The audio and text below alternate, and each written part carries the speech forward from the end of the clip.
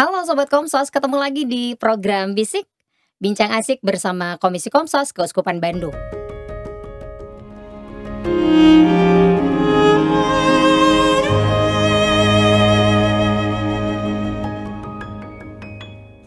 Oke, di hari ini spesial banget nih. Di episode kali ini kita kedatangan tamu spesial ya, narasumber yang TOP BGT PSN SKLD ECH yang tahu seputaran DKP apa coba. Sobat Komsos tahu nggak apa itu DKP? Nah, kita ngobrol-ngobrol seputar DKP yuk. Seru banget pasti obrolannya bersama Bapak Matias Endar Suhendar. Pasti beliau orang Ambon ya, Endar Suhendar. Halo Pak Endar. Halo, Apa kabar Pak? kabar baik, terima kasih. Asik. Ya. Sehat ya Pak ya? Sehat, puji Pak. Tuhan. Puji Tuhan. Ya. Pak, ini mungkin Sobat Komsos DKP apaan tuh, nggak seru obrolannya. Jangan dimatiin, jangan pindah channel YouTube. Ini seru banget nih DKP. Ya. Dewan Karya Pastoral. Nah, Dewan Karya Pastoral ini apa sih Pak Endar? Nah, Dewan Karya Pastoral ini salah satu perangkat institusi di Keuskupan Bandung. Ya. Di Keuskupan Bandung itu ada dewan-dewan lain selain Dewan Karya Pastoral. Ada Dewan Imam, ada Dewan Yudisial, ada Dewan Keuangan. Nah, perangkat ini adalah yang mendukung menunjang gerak pastoral Bapak Uskup. Oke. Bapak Uskup itu dalam perangkat pastoralnya dibantu oleh kuria. Kuria itu? Kuria Keuskupan. Nah, kuria Keuskupan ini ada para imam yang dipilih secara khusus oleh Bapak Uskup untuk menjalankan fungsi ekonom, ada vikaris jenderal, ada vikjud, vikaris yudisial, nah ada sekretaris. Masing-masing tugasnya beda-beda pasti. Beda-beda. Nah, sesuai dengan fungsi dan perannya. Nah, Bapak Uskup itu sebenarnya kan punya otoritas untuk menjalankan fungsi pastoral, gitu ya. Dia punya kuasa legislatif, eksekutif, dan yudikatif. Oke, 3 berarti tadi ya? 3 itu penuh memang Bapak Uskup itu. Nah, berkaitan dengan kuasa yudikatif ini bisa didelegasikan kepada vikaris yudisial. Ini yang berkaitan dengan hukum-hukum gereja. Vikaris yudisialnya Keuskupan Bandung siapa? Nah, itu Romo Martin. Oke. Romo Martin. Nah, lalu ini vikaris yudisial itu membawahi tribunal. Tribunal ini adalah lembaga yang memang untuk membicarakan beberapa hal terkait dengan soal hukum gereja. Nah, ada hakim-hakimnya, ada macam-macam gitu di sana. Nah, lalu sementara ada kuria yang lain itu berkaitan dengan urusan pastoral. Nah, ini yang menjalankan kuasa eksekutif. Nah, dalam hal ini adalah vikaris jenderal. Vikaris jenderal, kita tahu nggak Sobat Komsos siapa Vikjennya Keuskupan Bandung? Nggak tahu mah keterlaluannya. Nah, ini orang populer ini. Iya, Romo Hilman. Romo Hilman, Justinus Hilman. Mau nggak ya diundang ke Bisik, Bapak coba dia pasti dengan senang hati mau dia. Ya, nah beliau adalah vikaris jenderal Uskup Bandung. Nah, maka beliau yang menjalankan kuasa eksekutif. Tugasnya gitu ya. apa sih biasanya Vikjen? Nah, biasanya Vikjen ini punya kuasa eksekutif melekat pada jabatan uskup. Nah, misalkan menjalankan fungsi pelayanan pastoral di tingkat keuskupan. Nah, maka vikaris jenderal Uskup Bandung ini membawahi Dewan Karya Pastoral. Nah, karena kegiatan-kegiatan yang berkaitan dengan pelaksanaan pastoral itu sepenuhnya memang didelegasikan melalui vikaris jenderalnya yaitu Romo Hilman. Tetapi pasti Romo Hilman itu mesti harus sejalan dengan uskup karena menjalankan reksa pastoralnya Bapak Uskup itu. Nah, maka ketua Dewan Karya Pastoral untuk di Keuskupan Bandung itu dijabat oleh Romo Vikjen, Romo Justinus Hilman. Nah, jadi dia membawahi Dewan Karya Pastoral. Ada lagi untuk urusan soal aset, harta benda, keuangan. Banyak ya? Nah, ini urusannya dengan ekonom. Nah, maka di dalam kuria keuskupan itu, di Keuskupan Bandung itu ada vikaris jenderal, ada vikaris yudisial, ada ekonom. Ekonomnya? Nah, ekonomnya Romo Anton. Romo Anton. Anton Sulas. Nah, dia yang memang mengurus berkaitan dengan soal keuangan, lalu soal aset dan sebagainya. Nah, dia juga bersama timnya yang ada di Dewan Keuangan. Nah, Dewan Keuangan. Jadi di Keuskupan ini ada perangkat-perangkat pastoral yang mendukung, menunjang reksa pastoral Bapak Uskup. Ya ada dewan imam, ada dewan yudisial, ada tim pembangunan. Nah, ini sebenarnya yang ada di level lingkaran keuskupan. Nah ini kan kalau misalnya umat bertanya nih Sobat Mhm, Komsos, itu kan dewan semua ya, mmm, maksudnya, eksekutif lah, yudisial dan lain sebagainya, eh, manfaatnya kita buat kami nih sebagai heeh. umat Katolik apa? Nah, Dewan Karya Pastoral itu yang memang menangani aktivitas kegiatan pelayanan pastoral. Seperti Nah, kegiatan pelayanan pastoral itu adalah kegiatan yang berkaitan dengan iman. Nah, maka segala berkaitan dengan iman, urusan iman. Nah, contoh nyata. contohnya misalkan kalau di paroki ada kegiatan misalkan pendalaman iman, Mhm itu.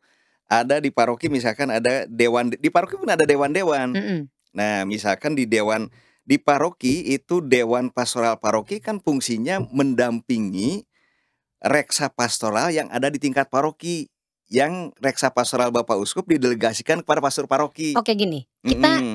kita lebih permudah, lebih dimengerti sama Sobat Komsos, reksa tuh apa nih? Ah, Diganti bahasanya nih, Pak. betul betul. Nah, reksa itu lebih pada aktivitas kegiatan Oh, sebenarnya, aktivitas kegiatan kegiatan, pastoral oke, gitu ya, Nah, aktivitas kegiatan pastoral itu sebenarnya kan ada berbagai macam kegiatan.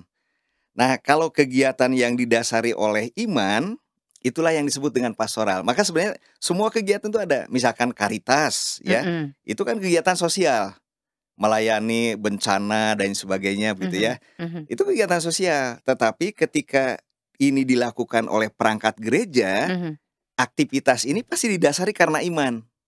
oke, Nah, maka sebenarnya kunci, semua kegiatan yang ada di Dewan Karya Pastoral maupun di paroki, itu mesti harus berangkatnya karena didorong karena ada iman, iman yang menggerakkan. mhm, Sehingga inilah yang membedakan kegiatan itu dilakukan karena sosial dengan karena didasari oleh iman. Maka, kegiatan sosial mungkin sama kegiatannya, tetapi yang roh pendorongnya itu adalah karena iman. kayak misalnya semacam pelayanan gitu? Nah, pelayanan itu, yang menggerakkan itu adalah karena iman, bukan karena hanya sekedar, kegiatan sosial atau kegiatan aktivitas ini, enggak, tapi karena iman. Ada sesuatu yang menggerakkan, yang mendorong. Misalkan menanam pohon, Mhm, karena, artinya bukan karena banjirnya, tetapi gerakan menanam pohon ini karena sebagai bentuk dorongan kecintaan untuk, menjaga keutuhan ciptaan Allah, misalkan gitu. oke, tapi It manfaat konkretnya buat umat apa nih misalnya? Umat mhm, bertanya ada Sobat Komsos, "Ah, kan, itu mah biasanya orang-orang yang aktif aja iya, gitu di keuskupan iya misalnya iya atau di,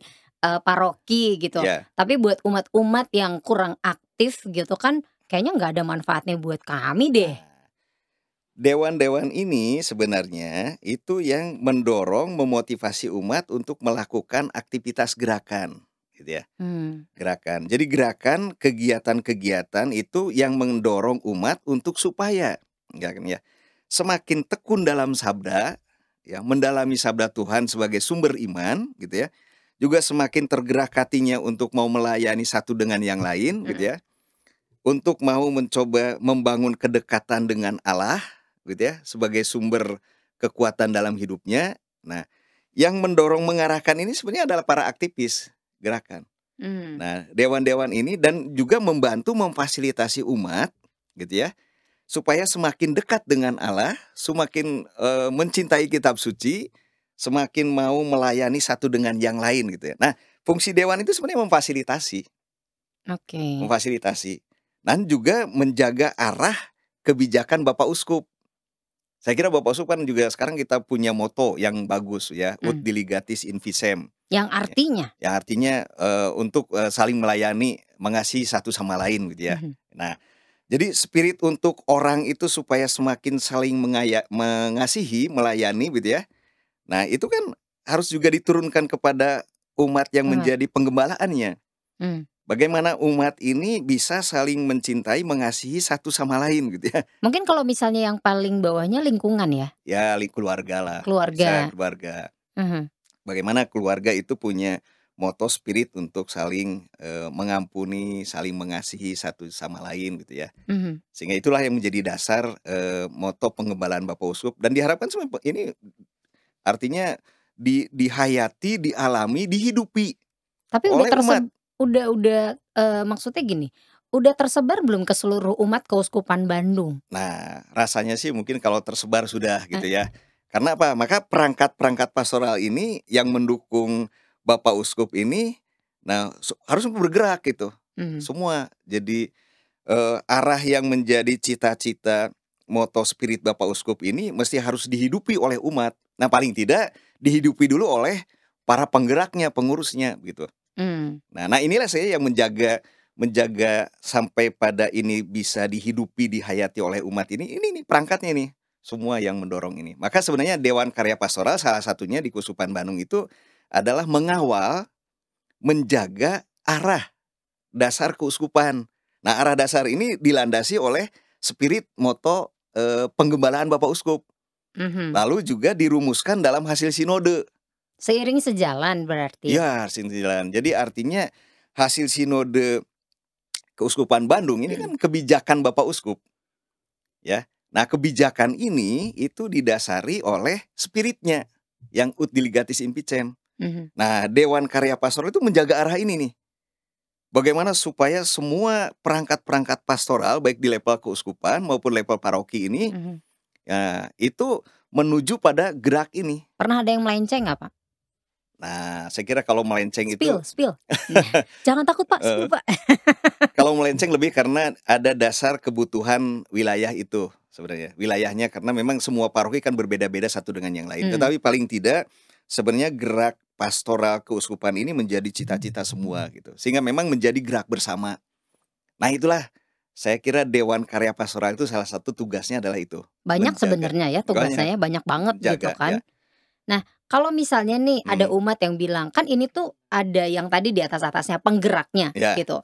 Penggeraknya ini dipilih oleh, keuskupan atau dipilih oleh paroki sehingga mereka-mereka ini bisa, bekerja mendelegasikan, berjalan sampai nanti ke lingkungan, kemudian keluarga pun ikut yang tadi ya, Heeh, maksudnya seiring sejalan dengan, misi visi Bapak Uskup. ya. Nah, kalau di level tingkat keuskupan, Dewan Karya Pastoral itu kan di dalamnya ada komisi-komisi nih. Mhm, Komisi-komisi ini sebenarnya ada yang dibentuk berdasarkan bidang pelayanan. Nah, mhm, misalkan bidang pelayanan itu kan ada 4 fungsi pelayanan pastoral nih dalam gereja itu ya. oke. Ini saya Ada, masuk semua nggak ya nanti? karena harus dicatat nih. Catat sobat Ini Komsas. pengajaran ini berapa semester ini harus diajarkan ini. Kalau Ya udah kursus kita itu. kita 2 hari 2 malam nggak akan berhenti Pak ini Pak. Nah, sebenarnya gereja itu pada dasarnya kan menjalankan 4 fungsi pelayanan pastoral. Ya seperti apa Nah, nih? satu pelayanan pastoral liturgi, Mhm. ya. Liturgi ini lebih bagaimana mengajak umat untuk merayakan iman. Liturgi itu kan Mmm, ada sakramen-sakramen, lalu ada ekaristi, ada doa-doa, ini liturgi nih. Nah, lalu yang kedua, itu berkaitan dengan pelayanan pastoral kerigma, pewartaan. Gereja itu tidak hanya merayakan tetapi juga mewartakan. mewartakan. Nah, kerigma itu kan pewartaan, ya. Tapi Supaya kan apa? itu, kata yang, eee, tidak umum, maksudnya tidak semua umat tahu kan kerigma gitu, itu Nah, pewartaan berarti ya? pewartaan, tapi bahasa gereja memang kerigma, tapi intinya pewartaan lah. Iya, Liturgi ada pewartaan, lalu ada persaudaraan. mmm, Nah, bagaimana gereja dihidupi menjadi gereja yang bersekutu, bersaudara, membangun persekutuan gitu mhm, ya, nih persaudaraan nih. Ya, maka ada bidang pelayanan pastoral yang berkaitan dengan soal, koinonia, istilah bahasa gerejanya ya, mhm, persaudaraan. Nah, lalu ada diakonia, pelayanan. mmm, Nah, diakonia ini lebih banyak, berkaitan dengan soal perwujudan iman, seperti misalnya? seperti karya sosial, lalu bakti sosial, lalu Oke, kepedulian-kepedulian terhadap mereka yang lemah, miskin, dan tersingkirkan. Ini bagian dari diakonia. mhm. Nah, lalu semuanya ini disemangati oleh semangat martiria. Ah, bingung juga Waduh, kan? bingung Nah, saya bingung Pak. nih. Martiria ini adalah, semangat kemartiran, Oke, pengorbanan. Dengan kata lain, semangat kasih tanpa pamrih gitu ya. mmm. Jadi 4 fungsi ini sebenarnya semangat pengorbanan lah Nah, kalau contoh bahasa ini. konkretnya yang Mmm, martiria ini apa Pak misalnya? martiria itu kan misalkan sekarang ada beberapa tokoh yang rela mengorbankan hidupnya, Mhm, ya, mengorbankan jiwa raganya demi memperjuangkan iman. mhm. Tapi kalau yang sederhana sekarang ini adalah semangat yang dilandasi dengan semangat penuh pengorbanan, kasih tanpa pamrih gitu loh. Kalau orang awam, apa misalnya? Melakukan apa gitu? Kalau orang awam biasanya yang melakukannya adalah mau mengorbankan waktu, tenaga, energinya gitu ya, bahkan materinya Mhm. untuk sebuah pelayanan. Itu kan Mmm. sebuah kemartiran. Oke. Ya ya ya ya. Rela meninggalkan kemapanan, kenyamanannya demi sebuah pelayanan dia. Tidak semua orang bisa begitu ya. Iya, nah itu semangat kemartiran. Makanya didorong dengan iman tadi ya? Iya, iman. Makanya sebenarnya kan kadang-kadang orang mau melakukan aktivitas kegiatan Mhm. itu, dia pertama-tama memang harus diawali dengan karena punya hati kedekatan dengan Allah.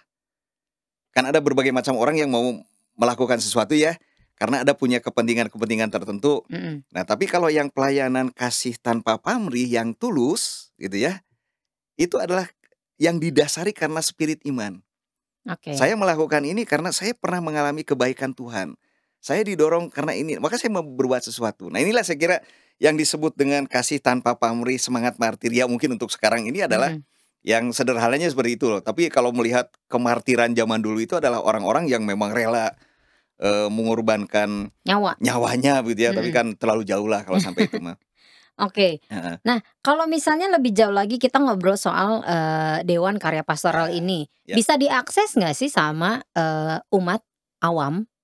Gitu misalnya kalau misalnya, mmm, saya ada permasalahan nih, kan ya, tadi ada, ya maksudnya ada bidang-bidang tersendiri mhm, gitu ya, kan ya, ya, gitu. ya, Bagaimana saya sebagai umat bisa mengakses, apa namanya, ke DKP gitu?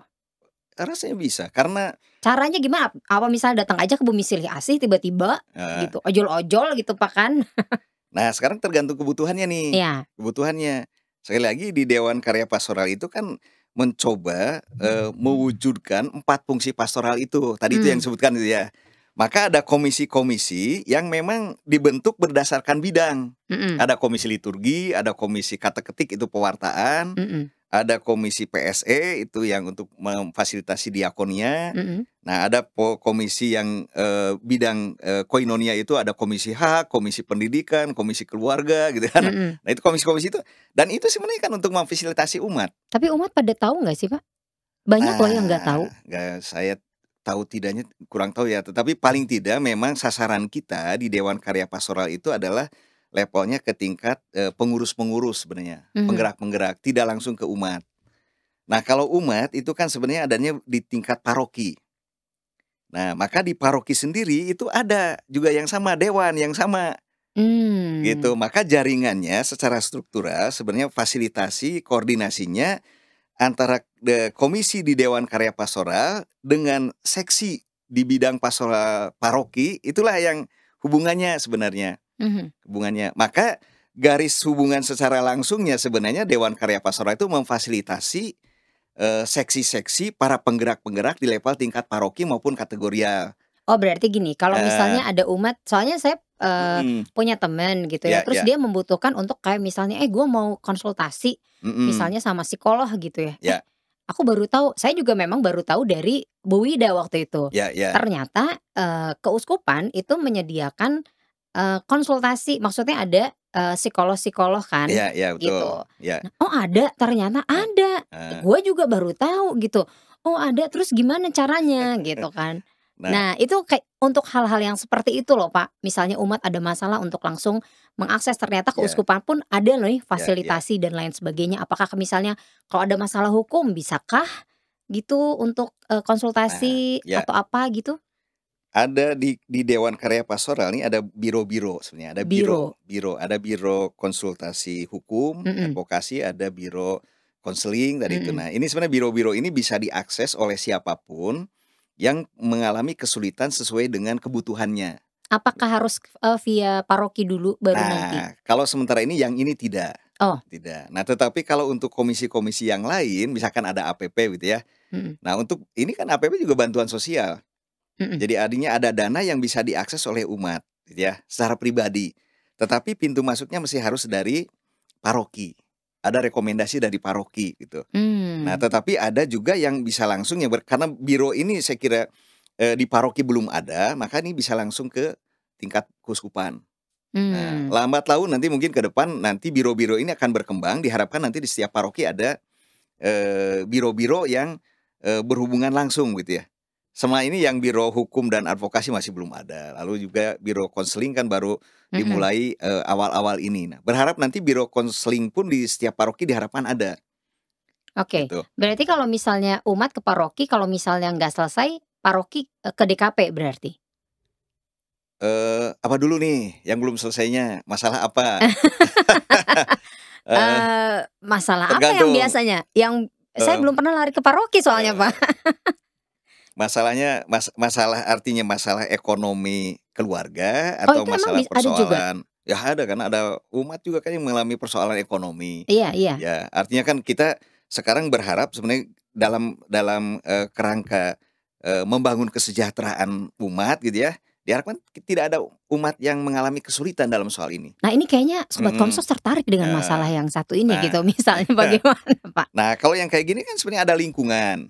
Oke. Nah, lingkungan mestinya tahu, jangan sampai ada umat Katolik yang mati ya misalkan, hanya Meninggal. gara-gara misalkan dia tidak bisa makan gitu. Mmm, Karena kan umat lingkungan itu sebagai komunitas. Nah, kalau lingkungan memang tidak mampu, tidak sanggup kan dia bisa membawa ke paroki. oke. Nah, kalau paroki misalkan mengalami kesulitan bisa membawa ke tingkat keuskupan.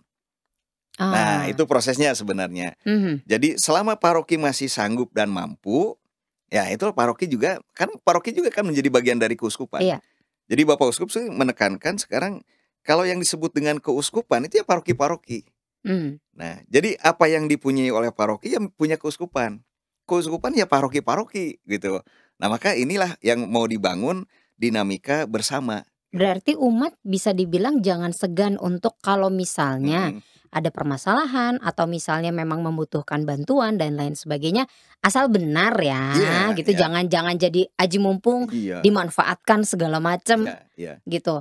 Berarti, dari lingkungan, kan lingkungan juga biasanya lebih tahu ya, iya iya umat yang, ada misalnya masalah ekonomi atau misalnya permasalahan dalam keluarga atau apa dan iya, lain sebagainya, nanti ditangani kemudian dari, lingkungan ke paroki, kalau paroki tidak, bisa akan ke keuskupan. keuskupan. Misalkan sekarang yang sedang hangat nih, soal pendidikan.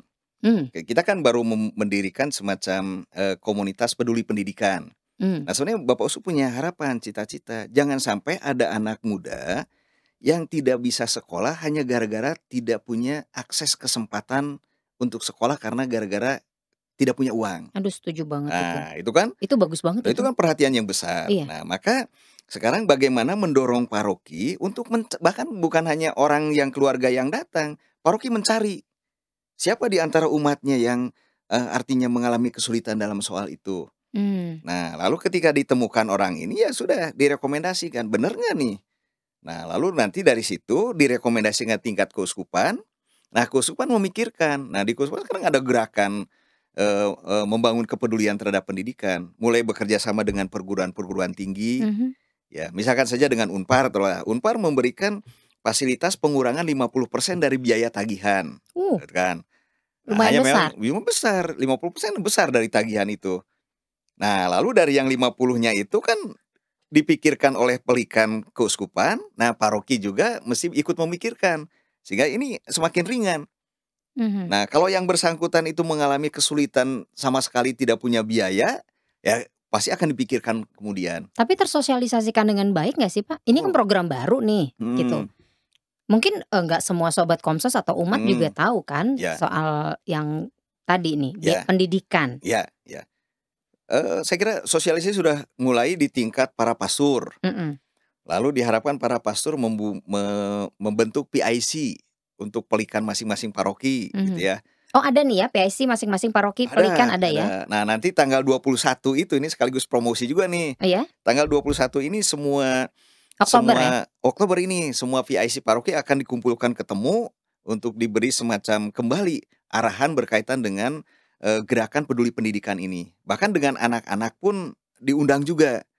Bahkan termasuk perguruan-perguruan tinggi yang menjadi mitra Pelikan itu pun Mhm. akan diundang Ini tanggal 21. oke, Mhm. perguruan tingginya hanya di Bandung atau di, luar kota bisa atau Ada, di luar kota juga ada. Jadi kalau selama ini menjadi umat Keuskupan Bandung, lalu dia sedang bersekolah di Jogja atau di Bali atau dimanapun, mhm, nah kalau mengalami kesulitan, Nah, kan otomatis kan pastor paroki tahulah, artinya orang-orang paroki yang menjadi PIC di wilayahnya itu kan tahu. Nah, ini bisa diakses.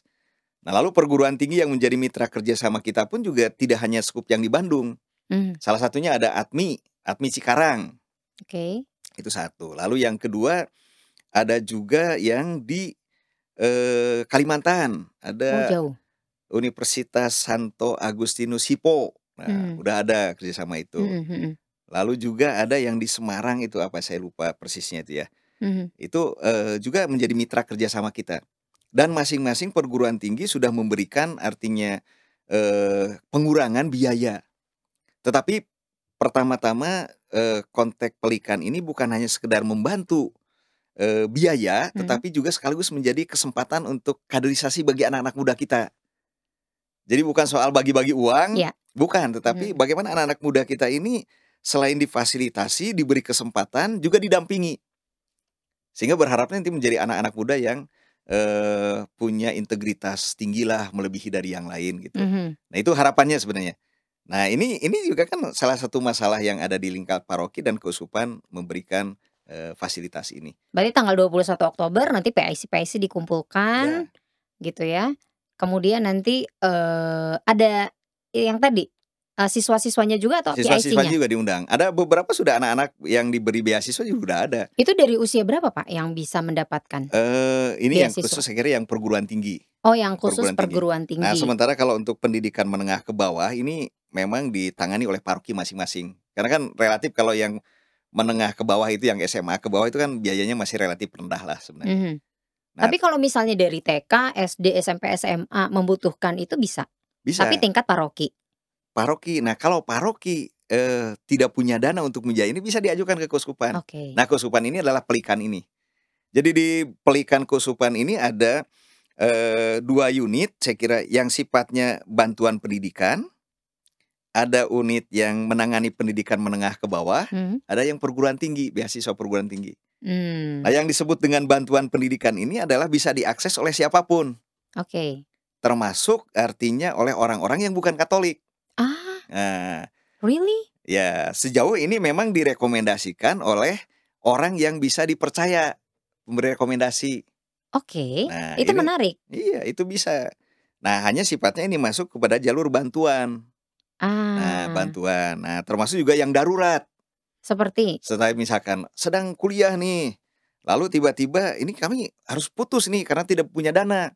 Orang tua meninggal atau karena orang tua PHK, Mhm, tidak ada biaya. Ini kan darurat nih. mhm. Nah, ini bisa ditopang oleh bantuan pendidikan. Mmm, Nah, lalu juga ada yang kalau beasiswa udah jelas pasti rutin nih. Dari mulai awal proses sudah mulai diseleksi, lalu didampingi, lalu dan memang konsekuensinya kalau beasiswa kan harus rutin nih, ya, setiap semester. Nah, kalau bantuan kan bisa sewaktu-waktu, gitu. oke. Berarti, diseleksi ya, ini ya, tidak maksudnya berarti nggak sembarangan dilihat dulu benar atau tidaknya Ya, gitu kan? ya, Ada proses wawancara berarti ya? ada, tapi lebih seleksinya lebih pada seleksi keadaan, keuangan ekonomi mereka, gitu.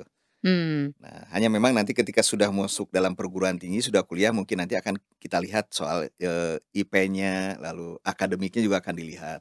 Oh, itu dilihat juga ya? Dilihat juga nanti dalam proses gitu. Jangan-jangan dibantu tapi bener nggak nih Oh lu belajar iya gitu iya, kan? nanti kalau nggak lulus-lulus ya uangnya kan habis gitu ya. Iya, iya, iya, Heeh, iya. iya Oke, itu menarik juga nih iya ya, apalagi yang tadi bantuan, dana ternyata bukan hanya untuk umat-umat Katolik saja iya gitu, tapi iya ada rekomendasi iya gitu. iya. Tapi kenapa bisa, Pak? Bisa, ya karena sebenarnya gereja juga ikut peduli terhadap mereka bukan hanya yang Katolik gitu. Mmm, Kalau dalam kerangka kaderisasi, ya artinya menyiapkan orang-orang muda yang militan yang itu pasti orang Katolik kan karena iya, dalam konteks ini. Tetapi juga gereja hadir kan untuk bukan hanya untuk orang Katolik, mhm, untuk terbuka dengan siapapun gitu.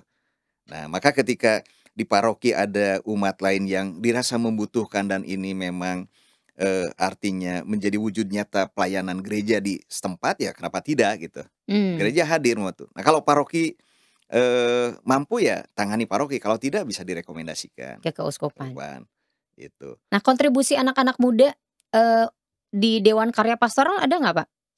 Wah, ya Kalau besar sih, Kak. Heeh, ngobrolin tadi ya pendidikan kan, ya nah ya kontribusinya mereka apa nih? Bukan hanya yang mengenai, pendidikan ya, tapi ya ya maksudnya yang, secara global lah, ya. anak muda di Keuskupan Bandung. Anak muda saya kira kan juga artinya punya peran penting dalam Gereja Keuskupan Bandung. Nah, ini juga kan anak muda yang di level keuskupan itu juga membina anak-anak muda yang ada di tingkat paroki. Paling tidak sebenarnya bagaimana anak-anak muda yang ada ini ya menjaga iman mereka, lalu syukur-syukur kalau anak muda ini menjadi pilar gereja gitu ya. Pilar gereja itu menjadi orang yang terdepan gitu ya, yang juga punya integritas tinggi ya. Karena, orang muda ini kan sebenarnya bukan hanya masa depan gereja, tetapi masa kini. Iya iya. Jadi memang mereka ujung tombaknya ada di orang-orang muda. Bagaimana orang muda bisa menghadirkan gereja di tengah-tengah masyarakat gitu ya, juga menjadi orang muda yang juga menjadi teladan bagi keluarganya misalkan gitu ya. Jadi artinya kadang-kadang kalau orang tuanya juga, kehidupan berimannya kurang bagus misalkan, lalu anak muda ini adalah anak muda yang aktif, anak muda yang punya integritas bagus, yang bagaimana dia menghadirkan, iman mereka di tengah-tengah keluarga gitu ya. Kalau di DKP sendiri ada kontribusi anak-anak muda? Oh, saya kira kontribusinya sangat luar biasa. Seperti apa nih contohnya? Contohnya sekarang yang menjadi motor penggerak untuk kehidupan, artinya relasi antar agama-agama lain misalkan Mhm sekarang ya, mhm itu orang muda yang menjadi terdepan kan. Seperti kemarin, fokus dalam keberagaman mhm itu, orang muda yang terdepan untuk bagaimana menjaring, relasi dengan agama-agama lain. mmm. Nah, bahkan Gereja Keuskupan Bandung kan selama kurun waktu 5 tahun ini fokus pastoralnya diberikan perhatian pada orang muda. Jadi sekarang orang muda yang diharapkan bergerak, bertindak gitu ya, Mhm. ya melakukan aktivitas ya kegerejaan baik di level internal gerejanya maupun eksternal keluar gereja. Orang muda. Sebelumnya orang muda itu kan hanya banyak dibicarakan nih. Iya. Orang muda tuh begini, orang muda itu begitu, gitu ya. Apalagi di Sinode 2015 tuh banyak dibicarakan orang muda. Mhm.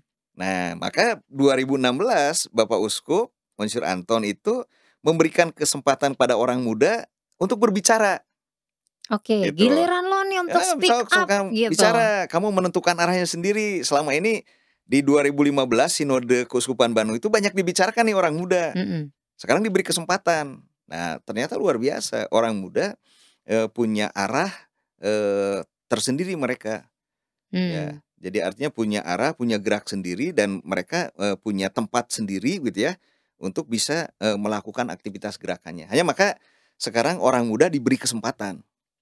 Nah, maka selama 5 tahun ini, fokus pastoral, kita Keuskupan Bandung itu Mhm. memberi perhatian pada orang muda. Nah, untuk tahun depan, bagaimana diberi kesempatan orang muda untuk bisa, membangun ekonomi yang kreatif gitu. Oh, masih orang muda juga ya? Orang muda sampai 2025 lah, Oke. itu. Hanya, tahun ini lebih pada orang muda yang terlibat dalam kehidupan berpolitik, Mhm. berbangsa. Tahun depan itu berkaitan dengan ekonomi kreatif, artinya orang muda yang sekarang kan, ekonomi itu kan banyak dikuasai oleh orang-orang muda, Iya. terutama di era digital. Nah, bagaimana orang muda kita pun jangan ketinggalan gitu. Mhm. Nah, itu diberi kesempatan, maka nanti pendampingan-pendampingan, pelatihan, gerakan akan diarahkan ke arah-arah orang muda dalam rangka membangun ekonomi kreatif. Oke. Nah, baru nanti tahun 2025 itu akan berbicara mengenai soal lingkungan hidup. Masih Nah, orang muda masih juga? orang muda. Nah, karena Nanti orang tuanya iri loh, Pak. enggak. Nah, Karena sebenarnya orang tua juga ya memang harus mendukung, support support. sistemnya orang Iya, tua gitu iya. ya? Jadi hanya memang perhatiannya untuk orang muda, diberi kesempatan, tetapi, Oke. semua melibatkan semua. Bukan berarti hanya orang tuanya diam, enggak, tetapi Mhm. bergerak bersama, Nah, kalau begitu. misalnya kayak gitu, apakah umat atau ya kalau kita bicara orang muda bukan Heeh, hanya orang muda saja ya, iya, tapi, secara global umat lah ya, heeh. Sobat Komsos gitu, bisa menggunakan gedung, BSA untuk berkegiatan, Oh, bisa, Bumi Sile Asih sangat ini? bisa. Nah, Kan taunya misalnya, ah, BSA kan ada Dewan Karya Pastoral berarti kan kantor nih. iya. Nah, hubungannya BSA dengan DKP? Nah, BSA ini adalah sarana. Sarana yang dipersiapkan untuk menunjang kegiatan DKP, Mmm. Dewan Karya Pastoral. Sebenarnya fokus awalnya itu adalah bagaimana gedung ini dibuat untuk memfasilitasi kegiatan pastoral, Dewan Karya Pastoral, gitu. Nah, kegiatan Dewan Karya Pastoral kan pasti berhubungan dengan paroki, Ya. berhubungan dengan, kelompok-kelompok kategorial. Mhm. Nah, maka bisa diakses. Nah, hanya, kalau paroki tertentu kan masing-masing juga punya gedung pastoralnya. Mhm. Nah, kalau di paroki itu memang tidak ada dan memang membutuhkan, saya kira terbuka kita. Bahkan bukan hanya kalangan Katolik juga, kalau kalangan lain pun sejauh ada rekomendasi dan tidak keluar dari spirit visi keuskupan, kegiatan lain pun bisa yang berkaitan dengan keragaman. Seperti kemarin ada pelatihan jaringan komunikasi antar umat beragama Jakartarum. Itu orang-orang Muslim juga, gitu ya. Itu kan di sini juga.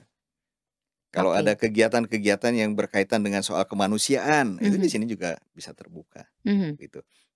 Berarti umat bisa ya mempergunakan gedung BSA gitu untuk misalnya ada acara, ada event, selama itu ada hubungannya dengan misi dan visi, Iya, gitu? ya, umat lain. Nah, kalau umat kita pasti jelas ada misi yang sama Oh, gitu ya. iya iya Tapi iya. kalau umat lain kalau tidak bertentangan itu bisa, ya, tidak bertentangan. Misalkan saja berkaitan dengan tidak mengarah ke sesuatu yang bertentangan itu misalkan ke soal narkoba atau soal gerakan-gerakan radikalisme, gerakan-gerakan ini kan itu yang bertentangan lah. Selama itu kegiatan itu untuk membangun kebersamaan, keragaman, keterbukaan, itu saya kira agama lain pun boleh menggunakan. Jadi sebaiknya sejauh mana nih umat sebaiknya mengenal Dewan Karya Pastoral? Nah, sebenarnya umat dalam kategori tertentu, ada umat tuh kan yang pribadi personal. Ya. Nah, personal. Ada umat yang artinya sebagai aktivis. Mestinya kalau umat sebagai aktivis mah tidak asing lah dengan BSA itu, ya. Tapi kalau umat sebagai pribadi, nah itu yang mungkin bisa jadi asing karena dia tidak punya kebutuhan mau apa datang ke sini gitu. Nah, maka sebenarnya kita di BSA itu sedang mencoba mengupayakan kira-kira apa sih yang bisa kita tawarkan supaya bukan hanya para aktivis yang datang untuk berkegiatan, tetapi saya sebagai umat pribadi pun bisa datang ke sini gitu ya. Nah, gitu ya. Mau ngapain gitu ya? Iya. Datang ke sini sebagai pribadi gitu kan. Nah, itu yang kita sedang mencoba berpikir. Nah, tempo hari memang sempat diusulkan di atas itu kita mau membuat semacam ruang doa gitu. Supaya umat datang ke sini tuh ada yang secara pribadi bukan hanya untuk mau berkegiatan gitu ya, tetapi mau berdoa misalkan gitu. Nah, lalu juga memang kita sekarang juga ada kafe rohani gitu, kafe misi. Nah, semua umat bisa datang ke sini.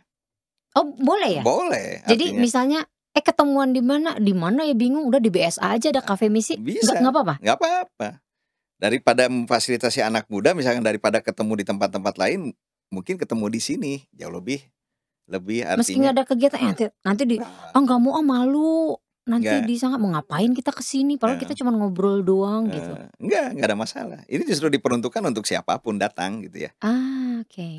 Sejauh ya memang itu untuk kepentingan yang positif Iya tentunya. iya iya Maka di situ iya. ada ketentuan yang keempat kan tidak membicarakan orang lain, Tidak tidak gibah mengubah gitu ya? itu bukan.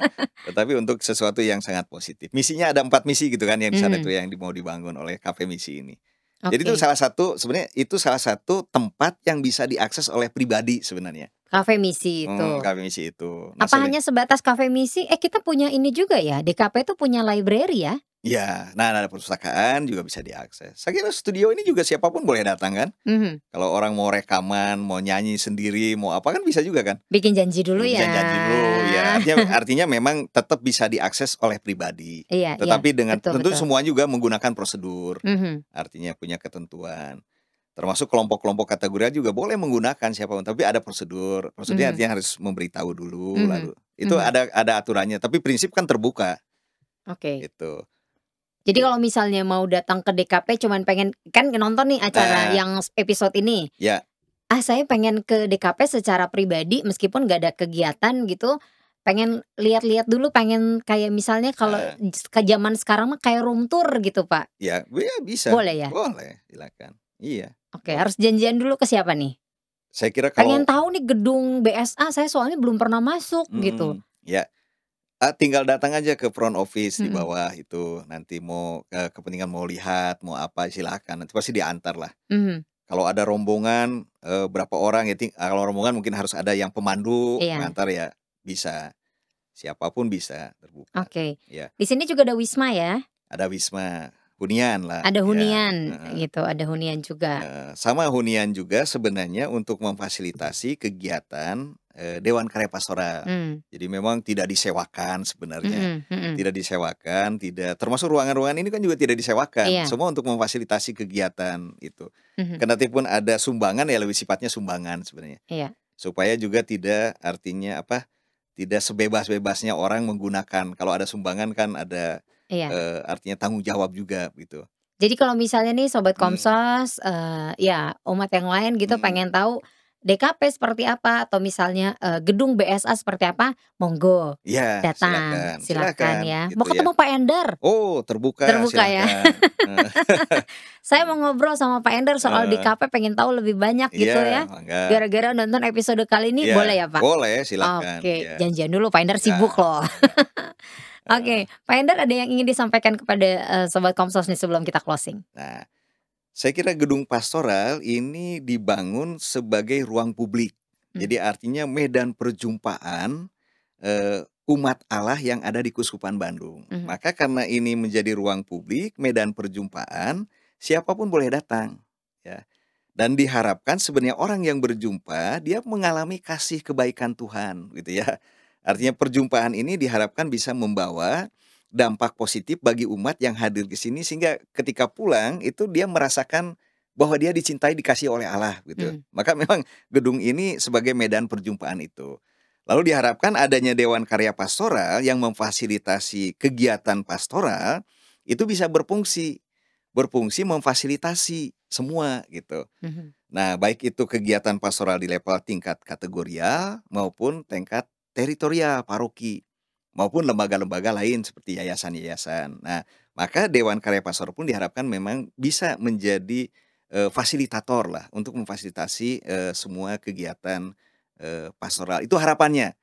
Nah, selain memang di BSA ini kan ada kantor-kantor keuskupan lah, ada kantor keuangan, ada kantor sekretariat. Nah, diharapkan ini juga semakin mempermudah orang untuk mau berhubungan berkaitan dengan hal-hal yang berkaitan dengan soal administrasi gitu ya. Itu harapannya berkaitan dengan gedung BSA maupun dengan Dewan Karya Pastoral. Oke. Ya. Baik, Pak Endar terima kasih loh Sama-sama. sudah mau hadir di episode Bisik kali ini. Terima kasih juga boleh hadir dan diundang di tempat ini yang sangat luar biasa.